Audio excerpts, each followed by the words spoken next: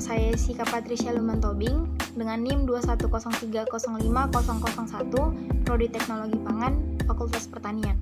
Di sini saya akan menjelaskan tentang morfologi jamur benang pada nasi. Adapun bahan yang digunakan pada praktikum ialah 2 sendok nasi yang telah matang, dan alat yang digunakan adalah sendok nasi dan piring sebagai wadah untuk meletakkan nasi.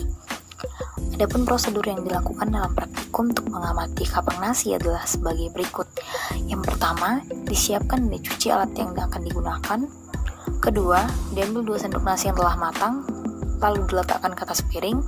Setelah itu didiamkan sampai jamur tampak jelas pada suhu ruang 31 derajat Celcius.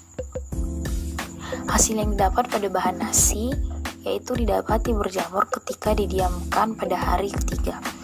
Jamur yang umumnya terdapat pada bahan nasi adalah Aspergillus sp.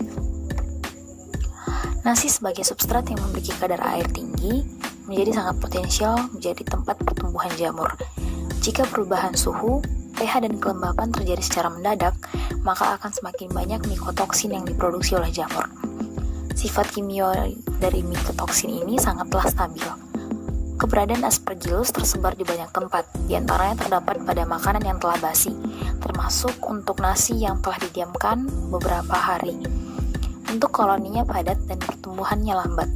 Pertumbuhannya yang lambat di sini dimaksud adalah koloninya yang dihasilkan adalah 28 pada waktu 8 hari. Secara mikroskopik, Aspergillus sp memiliki hifa fertil yang muncul di permukaan dan vegetatif yang ada di bawah permukaan. Warna sporanya mempengaruhi warna koloninya. Contohnya, jika koloni tampak berwarna hijau, maka sporanya akan berwarna hijau. Koloni yang berwarna hijau di mana awalnya masih berwarna putih, maka tidak akan tampak kembali. Diamati pada hari pertama, nasi belum ada tanda-tanda ditumbuhi oleh jamur. Dan pada hari yang kedua, nasi mulai menguning. Pada hari yang ketiga, koloni jamur mulai tampak dan hampir menutupi beberapa bagian nasi. Pada hari yang pertama, nasi belum menunjukkan tanda-tanda tumbuhnya jamur. Dan diamati pada hari kedua, nasi sudah mulai menguning dan diamati dari baunya sudah mulai keluar aroma tidak sedap. Pada hari yang ketiga, nasi mulai ditumbuhi jamur dan penampakannya jelas berwarna kuning. Dan pada hari yang keempat, jamur yang lebih awal tumbuh, warnanya semakin tua dan muncul jamur-jamur baru. Lalu pada hari yang kelima, jamur yang tumbuh lebih awal, warnanya semakin tua seperti sebelumnya, yaitu dari kuning tua menjadi kehijauan yang berujung menjadi hitam. Dan semakin banyak tumbuh jamur hampir menutupi seluruh bagian nasi.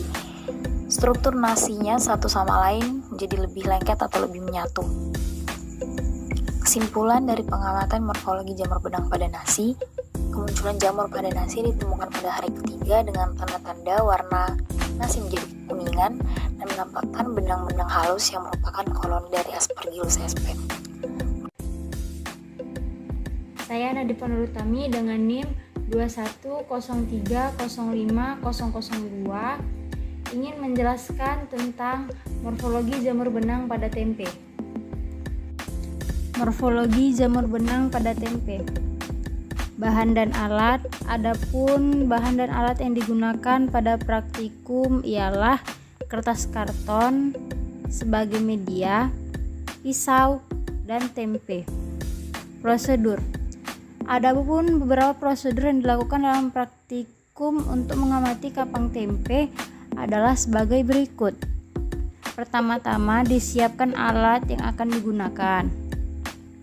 Selanjutnya dipotong kertas karton sama besar dengan ukuran tempe yang akan diamati. Ketiga, diletakkan tempe di atas media atau di atas kertas karton hitam. Keempat, sampel diinkubasi pada suhu ruang 20 derajat Celcius selama 2-3 hari dan diamati perkembangan jamurnya. Berikut adalah tabel hasil pengamatan morfologi jamur pada tempe. Bahan tempe, lama waktu berjamur 3 hari. Jamur yang umumnya terdapat pada bahan yaitu jamur Rhizopus oligosporus. Pembahasan. Tempe merupakan produk olahan khas Indonesia yang berasal dari kedelai. Tempe merupakan sumber protein nabati yang populer di Indonesia. Beberapa faktor yang membantu dalam proses pembuatan tempe antara lain bahan baku yang dipakai atau kedelai, mikroorganisme atau kapang tempe, dan keadaan lingkungan tumbuh atau suhu, pH, dan kelembapan. Tempe di Indonesia biasanya terbuat dari kedelai yang direbus dan difermentasikan dengan kapang Rhizopus sp. Rhizopus merupakan kapang yang penting dalam industri pangan yang menghasilkan berbagai enzim seperti amilase, protease, pektinase, dan lipase. Kapang yang ditemukan adalah Rhizopus oligosporus, Rhizopus oryzae, Rhizopus stolinofer atau jamur roti, atau Rhizopus arizus. Berikut adalah foto-foto penampakan tempe di hari pertama, kedua, dan ketiga. Kesimpulan, berdasarkan hasil praktikum, perkembangan kapang pada tempe ditemukan pada hari kedua. Makin meningkatnya dapat diperhatikan dengan warna kapangnya berwarna keabu-abuan. Pada hari ketiga, kapang makin berkembang dapat diamati lewat benang-benang hifa yang berwarna abu-abu kehitaman. Adapun jenis kapang yang umumnya ditemukan pada tempe adalah Rhizopus oligosporus atau bisa jadi Rhizopus oryzae. Rahmadini dengan NIM 210305004. Di sini saya akan menjelaskan morfologi jamur benang pada roti. Morfologi jamur benang pada roti. Alat dan bahan. Adapun alat dan bahan yang digunakan ialah 1 buah piring, sepotong roti tawar, dan air secukupnya. Prosedur. Adapun prosedur yang dilakukan dalam praktikum untuk mengamati kapang roti adalah sebagai berikut. 1. Disiapkan alat dan bahan yang akan digunakan. 2. Diletakkan selembar roti di atas piring. 3. Disemprotkan air ke roti tawar. 4. Diinkubasi sampel pada suhu ruang 27 derajat Celcius. 5. Diamati pertumbuhan jamur pada sampel. Berikut adalah tabel hasil pada pengamatan roti. Lama waktu berjamur roti adalah 4 hari. Jamur yang umumnya terdapat pada roti yaitu Rhizopus stolonifer. Pembahasan. Berdasarkan hasil praktikum, kemunculan jamur pada roti ditemukan pada hari keempat, yaitu dengan terlihatnya benang-benang hifa yang muncul dari permukaan roti. Pada hari ke-6, warna roti putih keabu-abuan disebabkan oleh benang-benang hifa yang makin berkembang. Lalu pada hari ke-9 sudah muncul spora kapang pada roti yang berwarna hitam di beberapa tempat. Lama penyimpanan diamati dengan melihat waktu dimulai terbentuknya tanda-tanda kerusakan pada roti seperti tumbuhnya jamur. Roti disimpan dengan suhu ruangan 27 derajat Celcius. Pengamatan dilakukan selama 14 hari dengan hasil pengamatan dimulai dari terbentuk koloni jamur di permukaan roti tawar, perlakuan P1 atau keadaan terbuka. Koloni tumbuh sekitar 75%, hampir menutupi permukaan roti tawar.